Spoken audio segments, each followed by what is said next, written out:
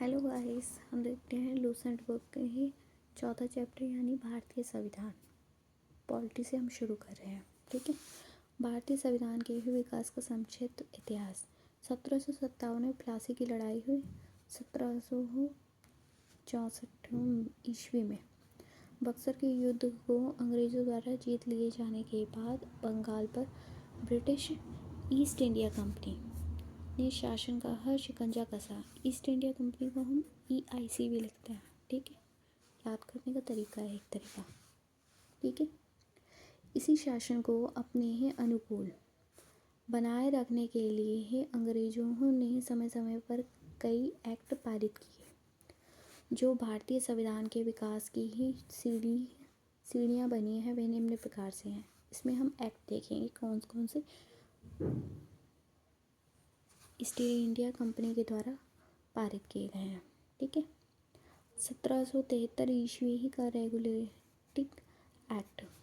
इस अधिनियम का अत्यधिक संवैधानिक महत्व है। जैसे भारत में ईस्ट इंडिया कंपनी के कार्य को नियमित और नियंत्रित करने की दिशा में ब्रिटिश सरकार द्वारा उठाया गया यह पहला कदम था। अर्थात कंपनी के शासन पर संसदीय नियंत्रण स्थापित किया गया।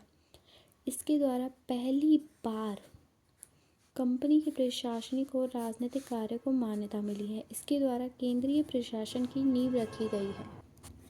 विशेषताएं, इसकी विशेषताएं देखते हैं। इस अधिनियम द्वारा बंगाल के गवर्नर को बंगाल का गवर्नर जनरल पद का नाम दिया गया। ठीक है। तथा मुंबई कह लो, बम्बई कह लो, ज़्यादातर इसे बम्बई कहते थे, मुंबई बाद में बनाने लगे। और मद्रास के गवर्नर को ही इसके अधीन किया गया है। इस एक्ट के तहत बनने वाले प्रथम governor general Lord Warren Hasting.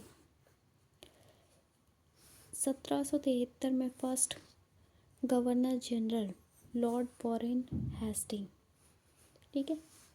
इस एक्ट के अंतर्गत कलकत्ता प्रेसिडेंसी में एक ऐसी सरकार स्थापित की गई जिसमें गवर्नर जनरल और उसकी परिषद के 4 सदस्य थे जो अपनी सत्ता के उपयोग संयुक्त रूप से करते थे। इस अधिनियम के अंतर्गत कलकत्ता में 1774 ईस्वी में एक उच्चतम न्यायालय की स्थापना की गई जिसे मुख्य न्यायाधीश और 3 अन्य न्यायाधीश थे।